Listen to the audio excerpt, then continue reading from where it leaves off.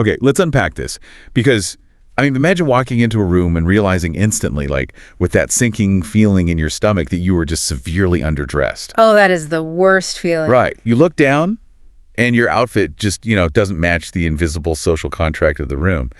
But today, we aren't talking about showing up to a black-tie gala in sweatpants. No, we're talking about something way more subtle. Exactly. We're talking about your vocabulary. Because it's like you open your mouth, and suddenly it's glaringly obvious that you don't speak the native, subtle language of the space you're in. Yeah, you're wearing linguistic sweatpants, basically. Linguistic sweatpants, yes. And we have this phenomenal source document today that tackles this exact thing. It's a transcript from an advanced C2 level English learning program. And the whole theme is the art of sophisticated consumerism. Which is just, I mean, it's an absolutely brilliant framework for studying linguistics. It really is. Because we usually think of language learning as, survival. Right, like, how do I ask for directions to the bathroom? Or how do I order a sandwich? Exactly. But this deep dive is our mission to act as linguistic critics. We're looking at how a master of a language uses words to actually alter reality. And this source strips away that basic utility. It looks at language as, well, basically an instrument of social manipulation. Which sounds intense, but it's true. It is. It examines how we deploy specific vocabulary to signal status, to negotiate value, and to manage conflict. And if you look at the dynamic split-screen backdrop behind me today... Which looks amazing, by the way. Thanks. We've got a high-end fashion boutique on one side, a vibrant artisanal farmer's market in the middle, and then this sleek, hyper-modern coffee house. These are like the perfect sociological testing grounds to analyze these mechanics. Okay, so let's start with the boutique. Because before you can negotiate or buy anything, you have to establish your presence, right? Your right to even be in the room. Yes, the concept of lexical precision and contextual register. Right. So our source has this scenario where a woman named Sarah walks into a luxury boutique.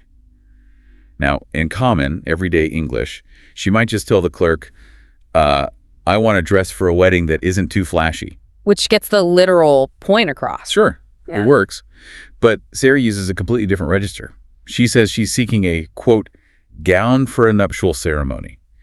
And she wants an aesthetic that avoids being ostentatious. The shift there is profound. But wait, I have to ask, does using a term like nuptial ceremony instead of wedding actually change the customer service you receive? Or is she just, showing off? It's definitely not just linguistic showing off.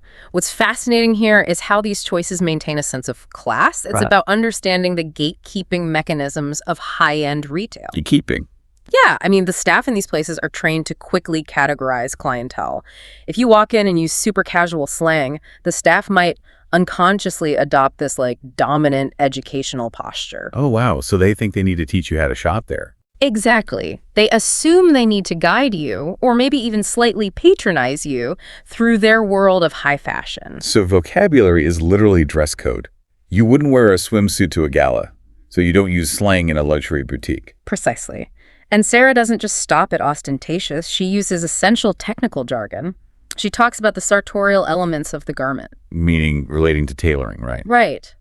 And she comments on the curated merchandise. She even knows the difference between something being bespoke, like made entirely from scratch, versus alterations, like a blind hem. So she's basically giving them an invisible linguistic handshake. Yes. She is establishing a baseline of psychological dominance. She's telling the clerk, hey, I already understand the caliber of this place, so treat me like an insider. What I noticed from the source, and this is wild, is how her tone shifts when they talk about money. Oh, the taboo subject of money. Right, because in upscale retail, bringing up a strict budget can kind of ruin that illusion of wealth. She never bluntly asks for the cheapest option. No, she discusses finding pieces that align with a specific price point. Price point. It just sounds so much more sterile. It maintains the illusion that she's curating a lifestyle, not just, trading cash for fabric. Okay, but this brings up a really critical question. Once you bypass the gatekeeper, how do you handle the actual transaction? Because at this high level of fluency, you aren't just haggling over pennies. No, you're negotiating the logic of the deal. Yes. So staying in the boutique for a second, Sarah needs those alterations. The clerk doesn't say, that'll cost you $30 and take 5 days. Right. They say it requires a 5-day turnaround time, and it carries a nominal fee of $30. A nominal fee. Just sounds like nothing. It's a brilliant psychological softener. The word nominal implies the cost is basically in name only. It minimizes the financial impact. And then, when they want to close the sale, they don't offer her a discount. Because a discount implies the item is defective. Or out of season. Instead, they offer a 20% incentive. Yeah. And we see the exact same thing in scenario 2 at the artisanal market with a guy named David. This is a great transition. So David negotiates by offering cash to avoid credit card fees. But the vendor doesn't just say, cool, I'll knock a few bucks off. The vendor says he admires David's candor and agrees to shave 10% off the total. Candor. Shave 10% off. But here's where it gets really interesting to me.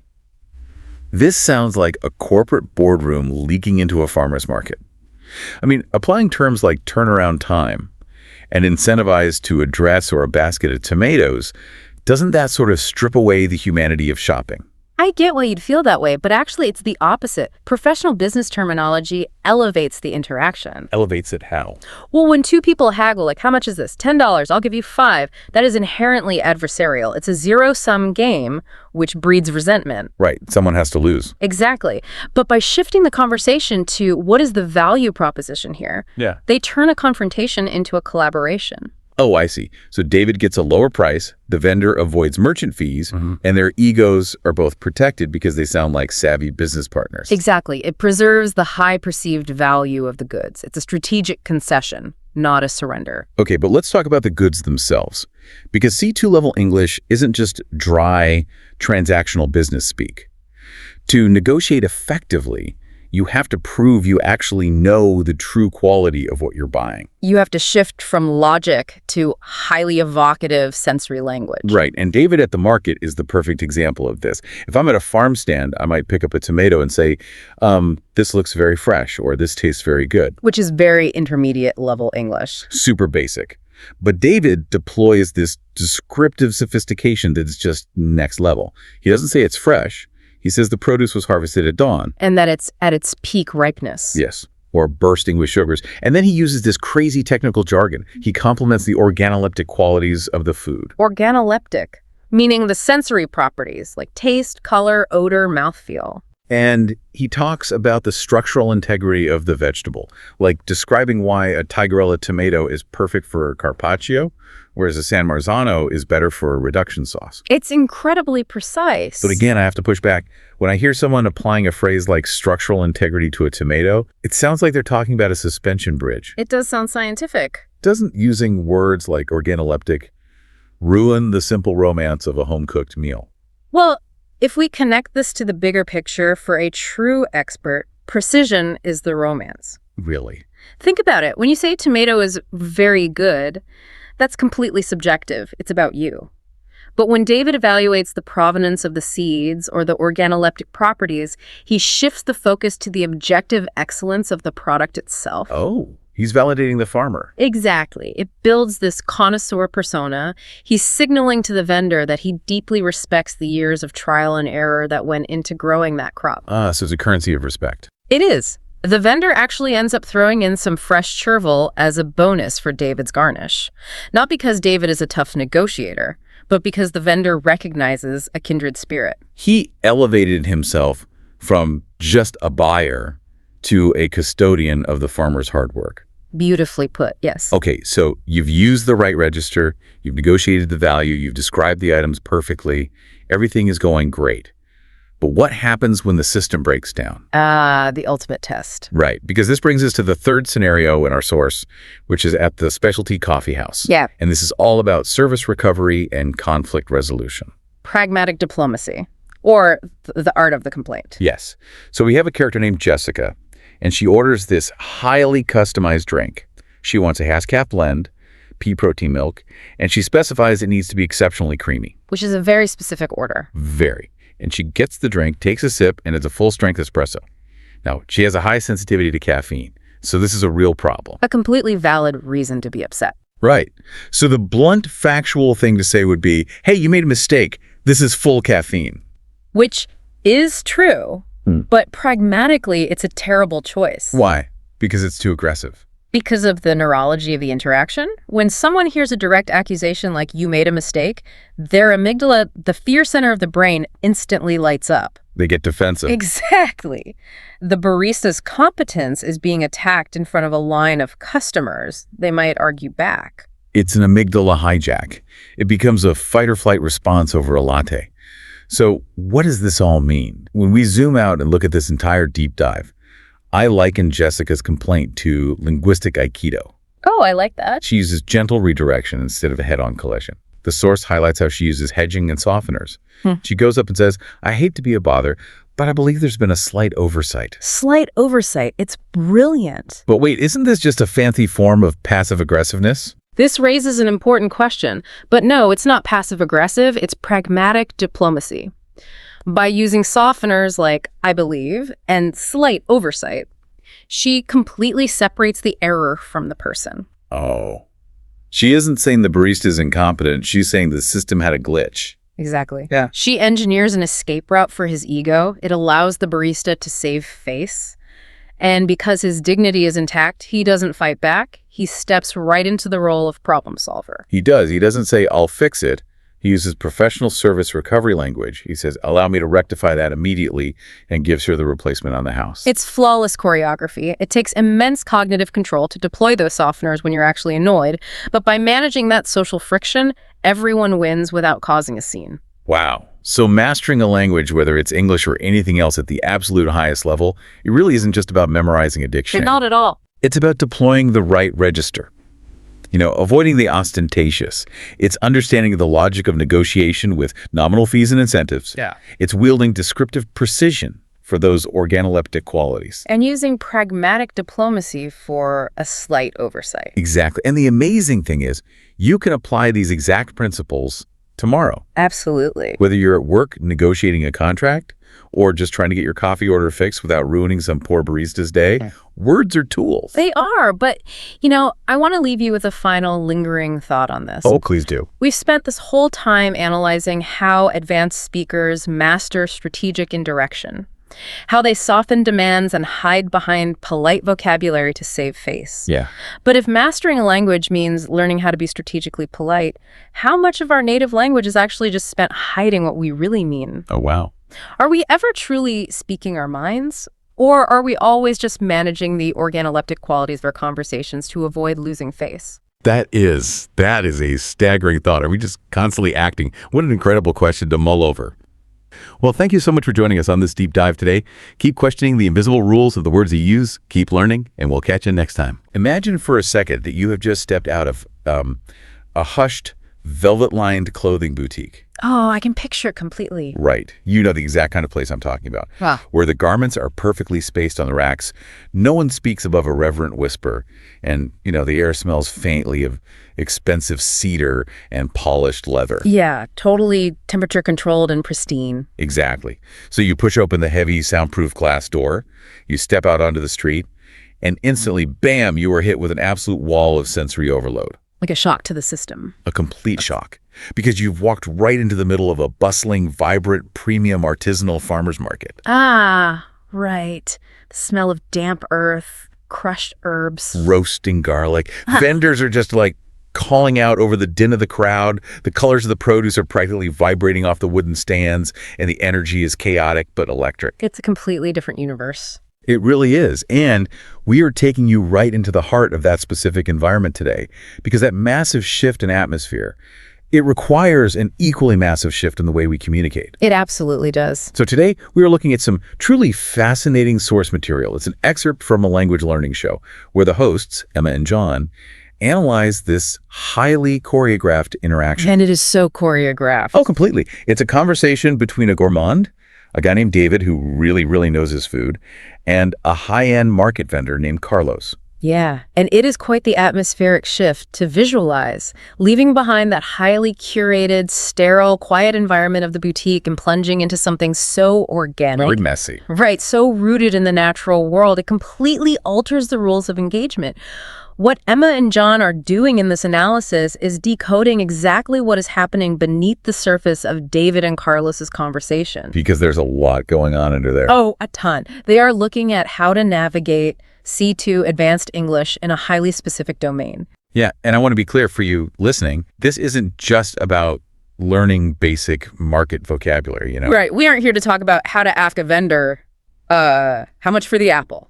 Or, is this tomato fresh?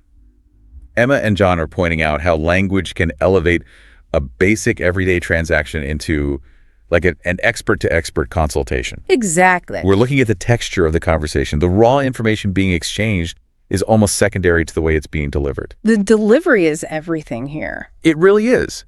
I mean, learning basic vocabulary is like watching a movie in standard definition. You get the plot, right? Sure, you know who the good guy is. You know the bad guy is, you know it's a tomato. But C2 level English, that is 4K resolution. I love that analogy. Thanks.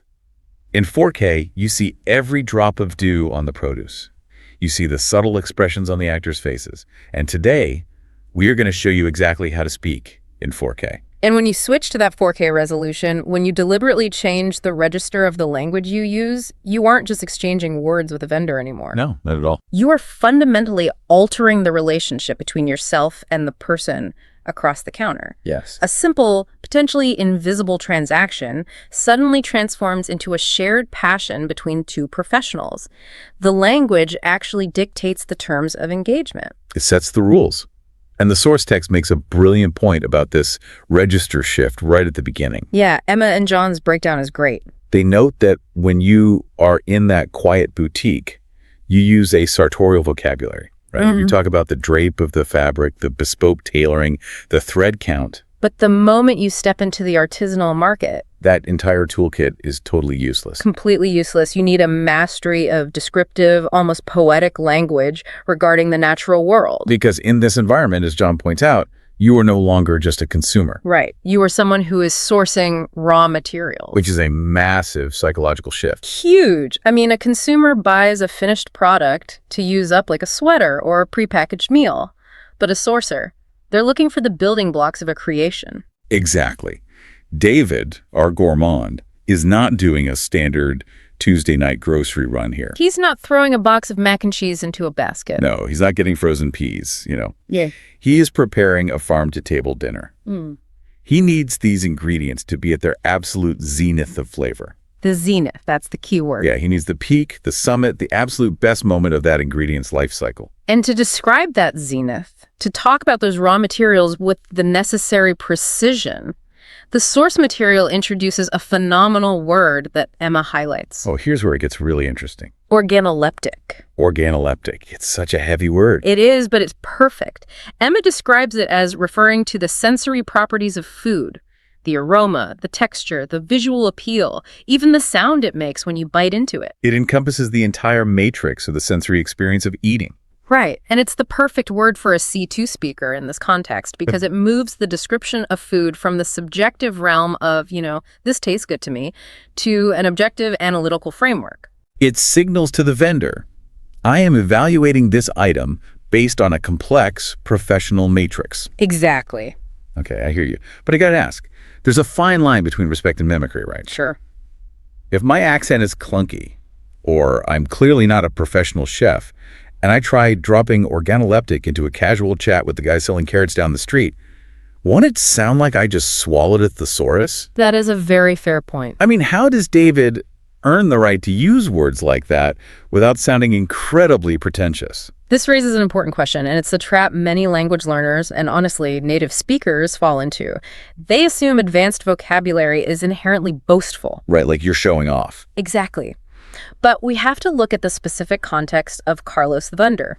Carlos is an artisan. He has likely spent months nurturing the soil, worrying about the frost, perfectly timing the harvest of his white asparagus. It's his livelihood. It's his life's work. If David walks up and uses basic dismissive language, he is treating Carlos's life's work as a mere commodity. But does using a multi-syllable word really change that? Like if I say, I want to buy your organoleptic carrots, it still feels like I'm putting on an act. Well, it would be an act if the intent behind the word didn't match the environment. Pretension is using big words to elevate yourself above the listener. Okay, yeah. But what David is doing is using precise words to elevate the product to the level of the artisan's effort. Ah, he is honoring Carlos's work. Exactly. It tells Carlos, I see the immense effort you put into this crop, and I have the vocabulary and the palate to appreciate the nuances of what you've grown. So when the intent is genuine appreciation, the vocabulary acts as a bridge, not a barrier. You nailed it. It establishes David as a peer rather than just a passing tourist looking for a quick snack. That makes a lot of sense. And you see this alignment of intent right away when David approaches the white asparagus. The first interaction. He doesn't just look at it and ask, where is this from? Did it grow near here? He asks Carlos, I'm particularly interested in the provenance of this asparagus. Is it locally sourced, or was it brought in from the coastal plains? Right. The substitution of where is it from with what is the provenance is a massive shift in register. Huge shift. Provenance is a word deeply rooted in art history and antiques. It refers to the chronology of the ownership, custody, or location of a historical object. So by borrowing a word from the high-stakes art world and applying it to gastronomy, David implies that the asparagus is a work of art worthy of documentation. Yes, it elevates a vegetable to the status of a masterpiece. The word itself changes the neurological perception of the object's value. Oh, absolutely. So what does this all mean for you, the listener? I like to think of provenance as like a superhero's origin story. I like that. Or the equivalent of buying a vintage guitar. If you walk into a music shop and buy a brand new Stratocaster off the rack, it's just wood, wire, and magnets. Right, a factory product. It sounds fine, but it has no soul. But if the dealer tells you this specific guitar was played in a legendary recording studio in Muscle Shoals in 1972. Oh, suddenly the acoustic resonance actually feels different to the player. Exactly. The history changes the literal experience of the object.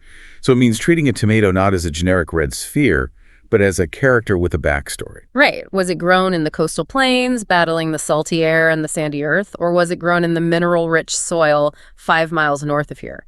The backstory changes the fundamental nature of the produce. And the history directly impacts the physical reality of the food, which leads directly to how Carlos responds. Right. He answers David by saying the asparagus has a distinct, nutty flavor profile. Notice he avoids saying it tastes nutty. Yeah, and later on, he describes the San Marzano tomatoes as having highly concentrated sugars and very low acidity. He is getting highly technical about the chemical makeup of the fruit. Because when you use the term flavor profile, you are acknowledging that taste is not a single flat note. It is a chord. Oh, a chord. That's a great way to put it. Right. It's a complex layering of experiences that happen on different parts of the tongue at different times. There is the initial impact, the mid-palate evolution, and the finish. So by using this terminology, Carlos is assuring David that the provenance, the struggle of the plant in that specific soil, has resulted in a complexity that, as he notes in the dialogue, you simply won't find in commercial crops. Exactly. And Carlos specifically mentions the morning mist on his heirloom tomatoes. Yeah, Emma and John take a moment in the source text to define heirloom varieties. They note that they are older, non-commercial strains of produce preserved for their superior flavor rather than their shelf life. If we look at the global food supply chain, commercial crops are bred for very specific, often anti-organoleptic reasons. Right, like durability. Exactly. A commercial tomato is engineered to survive being packed in a wooden crate, shipped 3,000 miles on a vibrating truck, and sitting under harsh fluorescent supermarket lights for 2 weeks without rotting. And the biological trade-off for that durability is almost always flavor. Always. The skin is made thicker, the water content is altered, and the natural sugars are suppressed. They literally breed the taste out of the tomato so it won't bruise in transit. Precisely. But an heirloom variety is a genetic line that has been passed down, like a family pocket watch or a wedding ring, from generation to generation of farmers, usually dating back before the industrialization of agriculture. So these plants are fragile. Very fragile. The vegetables might look strange, lumpy, or asymmetrical. They have a terrible shelf life. But their flavor profile is extraordinary. So by mentioning heirloom right out of the gate, Carlos is flying a flag. He is signaling to David, I prioritize flavor and historical integrity over commercial convenience. And because David knows about soil types, and because he understands the limited season that makes the asparagus in high demand, Carlos instantly recognizes him as a fellow expert. There's a linguistic handshake happening here. That's exactly what it is. There's no talking down. There's no attempt to upsell David on garbage produce. They have recognized each other as members of the same highly specialized tribe. The vocabulary was the password that granted David access to the inner circle of the market. Okay, so once David establishes the history of the tomato, the immediate next question for a chef is how that history translates to the cutting board, right? Right. Application. Because a tomato grown in sandy coastal soil behaves entirely differently under a knife than a commercial hothouse tomato. Absolutely. And David has incredibly specific requirements. He needs two completely different types of tomatoes for two entirely different culinary applications. Right. He's making a carpaccio and a reduction sauce. Yeah, carpaccio, which requires paper-thin slices laid out flat, and a reduction sauce, which requires cooking the tomatoes down into a concentrated liquid. And the words he uses to describe what he needs are intense. Very intense. He says, I need a variety with significant structural integrity, something I can slice paper-thin for a carpaccio. This is where we see the leap from advanced vocabulary to truly native-like fluency. David is using domain-specific metaphors and applying them in surprising, highly accurate ways. Okay, wait. I hear you on provenance, but structural integrity. That is an engineering term. It is. If an engineer is inspecting a dam or a load-bearing wall in a skyscraper, they talk about structural integrity. Tomatoes don't have load-bearing walls. Not literal ones, no. Applying industrial architecture terms to a salad ingredient just feels like a mistake. It might feel that way, but it actually requires a profound understanding of how words can bridge different domains. Cognitive linguistics tells us that we use metaphors from physical, concrete domains like architecture or engineering to explain complex or delicate phenomena. You are absolutely right that it is an engineering term. It refers to the ability of a structure to support a designed load without breaking or collapsing. Which a tomato is definitely not designed to do. True, but think about the physical mechanics of what David is trying to achieve. He wants to slice a very soft, delicate, water-filled fruit, paper-thin. What happens when you apply the mechanical force of a sharp chef's knife to a standard overripe tomato? The skin tears, the cellular walls collapse, and it turns into mush on the cutting board. You can't get a clean slice. Exactly. Its structure fails. Oh, wow. By borrowing the heavy weight of an engineering term, David is painting a flawless, hyper-specific picture for the vendor. He is saying, I need the internal architecture of this tomato, the cellular walls, the flesh-to-seed ratio, to be strong enough to withstand mechanical force without collapsing. So the metaphor does the heavy lifting. Precisely. It conveys a physical requirement far more effectively than saying, I need a hard tomato. Because a hard tomato implies it is underripe, green, and flavorless. Right. He needs a tomato that is perfectly ripe, but with structural integrity. He needs a ripe tomato with good bones. Oh, exactly. Good bones. And Carlos doesn't look at him like he's crazy. Carlos answers the engineering requirement with structural facts.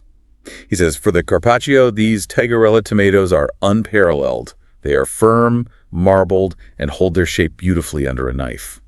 And then David moves on to his second requirement, using another metaphor that borrows from an entirely different domain. Right. He specifies that he needs a tomato that will not weep when sliced. And again, I have to question the usage here. Weeping. Tomatoes don't have emotions. They don't cry. It sounds strange at first, yeah. How is this correct English? Applying a human emotional term to describe a culinary flaw is a really sophisticated move. In gastronomy, weeping refers to the unwanted release of culinary water or juices from the cellular structure of the food. Okay, sure. Imagine a beautiful, thinly sliced carpaccio laid out on a pristine, flat white plate. If the tomato weeps, it bleeds watery, pale, seed-filled juice all over the porcelain, ruining the visual presentation and diluting the expensive olive oil vinaigrette. It makes a puddle. Nobody wants a puddle of tomato water spreading across their expensive dinner plate. But why not just say, I need a tomato that doesn't leak? Because leaking sounds mechanical, like a broken pipe under a sink. Fair enough. And dripping sounds messy, like a wet umbrella. Weeping captures the slow, almost tragic seeping of moisture from the produce. It personifies the ingredient. It treats the loss of that moisture as a sad event for the chef. Exactly. It demonstrates a native-level command of metaphorical precision because it links the physical action of the water releasing to the emotional disappointment of a ruined dish. That is so specific. So he gets the structurally sound, non-weeping Tigerellas for the carpaccio, and he gets the nearly bursting, high-sugar, low-acidity San Marzanos for his reduction sauce. Right. He has successfully communicated exactly what he wants using these expert domain-crossing metaphors. But now comes the friction point of any transaction. The pan. Yes. He has a massive pile of premium produce.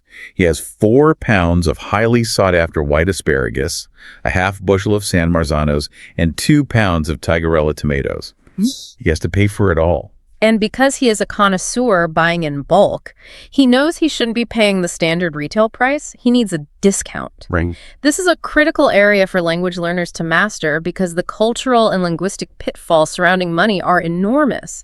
Navigating a negotiation at a high-end establishment without causing offense requires an immense amount of tact. Oh, absolutely. If we connect this to the bigger picture, we have to look at the sociology of haggling here. Right. If you are at a weekend flea market or a neighborhood yard sale looking at old records, you haggle. You say, I'll give you $5 for it. The seller says 10. You say 7. It's an arm wrestling match. It's expected there. Yeah. The flea market operates on an economy of scale and moving inventory. But a high-end artisanal market operates on an economy of prestige. One does not simply haggle over heirloom produce. No, it's crass. It completely ruins that mutual respect, that linguistic handshake that David and Carlos just spent so long building up. If David asks for a cheap price, he suddenly reverts from a peer back to a tourist. To avoid that trap, David uses incredibly precise diplomatic phrasing. He doesn't say, give me a discount because I'm buying a lot. Right. He says, if I'm acquiring them in bulk like this, perhaps we could discuss a more competitive price point. A competitive price point for bulk acquisitions. Wow. That is the C2 way of asking for a volume discount without sounding cheap. You are framing the request as a logical business reality, an acquisition. You are actively acknowledging that the standard price is perfectly fair for a standard amount, but a bulk order changes the economic metric of the transaction. It removes the personal friction from the request. It's no longer about, I want to pay less money. It becomes an objective query. What is the appropriate economic metric for this volume of goods? And look at Carlos's response. He laughs, but it isn't a defensive laugh. He says, I admire your directness. And he drops the price of the white asparagus from $6 a pound to $5. And David responds to the discount with, that's a fair proposition. Not great deal, thanks. Right. A fair proposition. He acknowledges the concession gracefully, keeping them on equal footing. Then we get to the actual mechanics of handing over the money. David says, I'm prepared to settle the balance in cash today. Substituting can I pay now or how much do I owe you with I am prepared to settle the balance. It's so formal. It is, and the psychology of phrasing around money is fascinating. People experience psychological pain when parting with currency. The brain registers it as a loss. Really? Yes. By using the phrase settling a balance, David removes the emotional pain of the loss. A balance implies a scale that is currently tipped to one side. Carlos has provided high-value goods tipping the scale. Right. David is simply equalizing that ledger with high-value currency. It sounds like two business owners finalizing a contract. It transforms the negotiation from an arm wrestling match into a diplomatic summit. And the final masterstroke of this summit is the word incentivize. Yes. David asks, do you offer an incentive for cash transactions to bypass the merchant fees? And Carlos replies to this by saying, I appreciate your candor. Let's focus on that word. Candor is a magnificent word. It is a high-level synonym for frankness, honesty, or openness.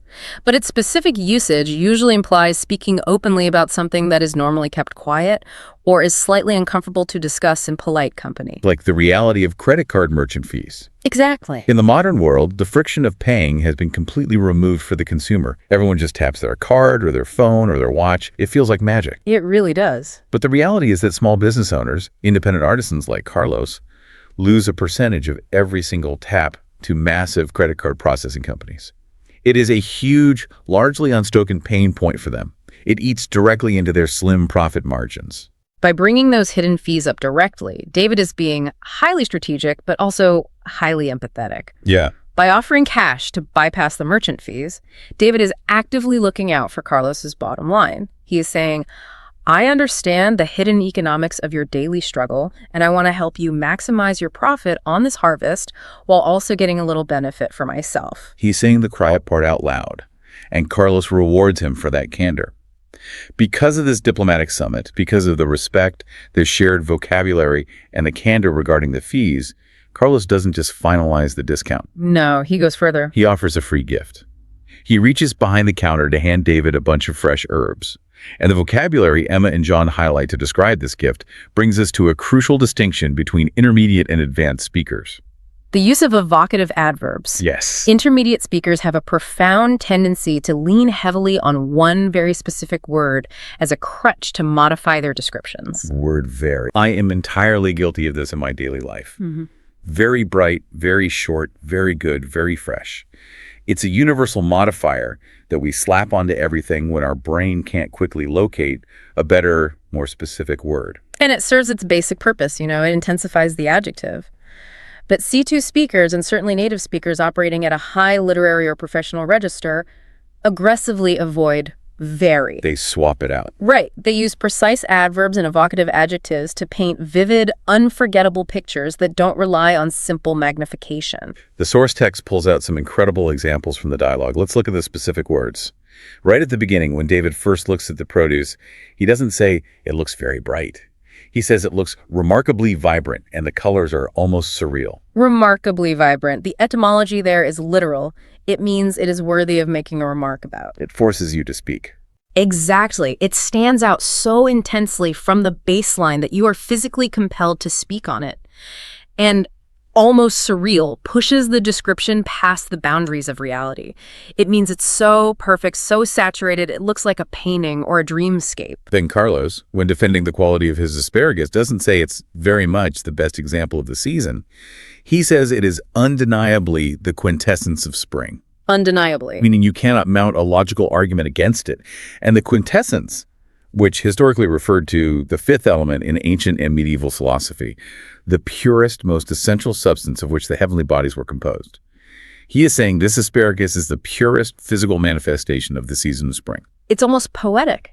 And when describing the Tigrella tomatoes for the Carpaccio, Carlos doesn't say they are very good. He calls them unparalleled. No parallel line. Exactly, meaning they literally have no parallel line, no equal entity running alongside them. They stand entirely alone at the apex of the hierarchy. But the crowning jewel of this entire dialogue, the word that I think steals the show, happens at the very end when Carlos hands over the free gift. The chervil. Yeah.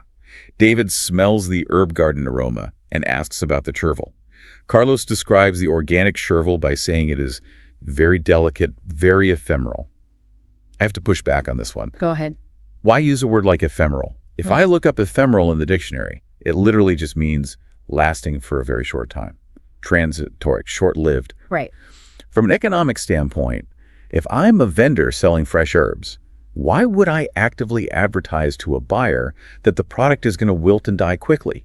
Why not just say it goes bad quickly? Yeah. That sounds like a terrible sales pitch. You are right about the strict dictionary definition, but the philosophical connotation of the word is entirely different. Saying it goes bad quickly frames the short lifespan as a defect in the product. It sounds like a failure of the farmer. Like buying a car with a faulty engine. It's broken. Exactly.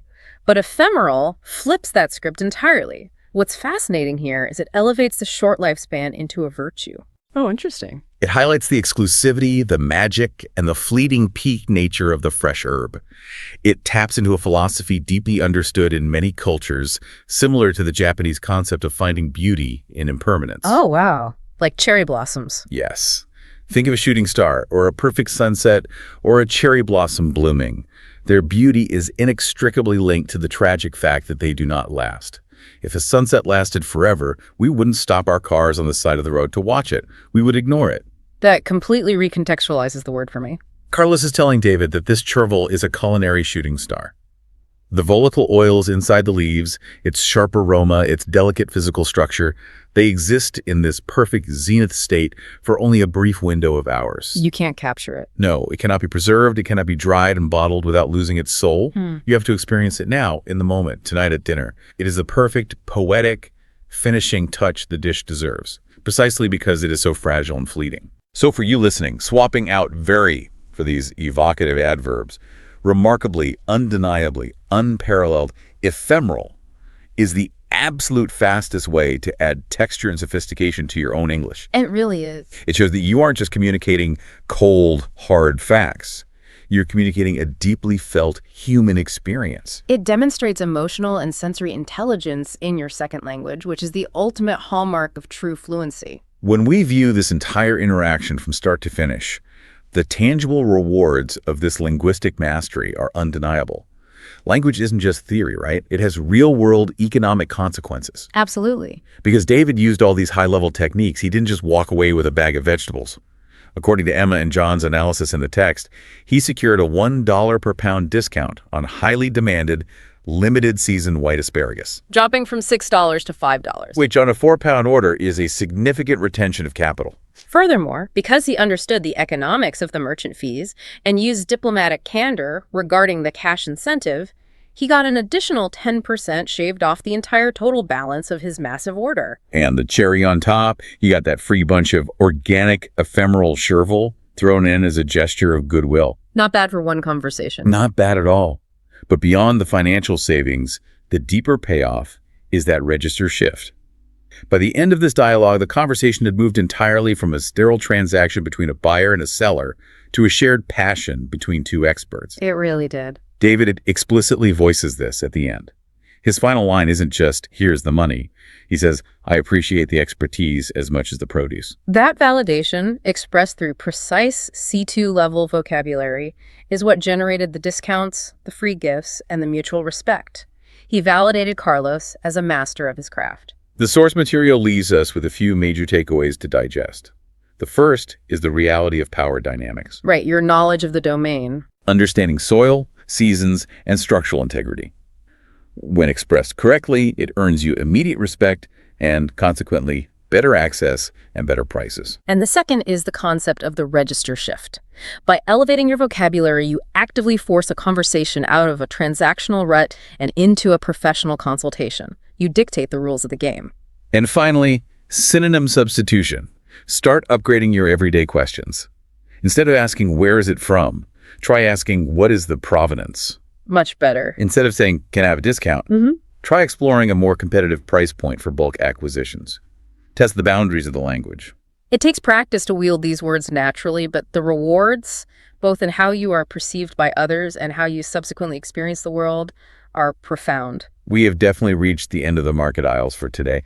Thank you so much for joining us in this deep dive into the artisanal market and the 4K resolution of C2 English. It's been a great trip. As Emma and John teased at the end of their show, the next excerpt moves to a completely different environment.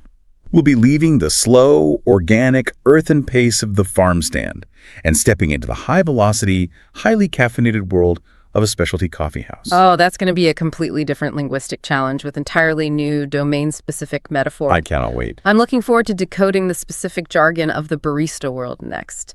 But before we go, I want to leave you, the listener, with a final, lingering thought to mull over. Let's hear it. Consider this. We so often think of vocabulary as merely a utility, a simple tool for making ourselves understood, a way to point at an object and name it so someone can hand it to us. But what if the specific words you choose actually dictate the level of service, the level of respect, and the level of access you receive from the world around you? Wow. The next time you walk up to a counter to make a purchase, whether it's for an heirloom tomato, a vintage guitar, or a new piece of software, ask yourself, are you just going to be a consumer, or are you ready to be a connoisseur? Are you watching the world in standard def? Or are you ready to see the dew on the produce? Until next time, keep diving deep.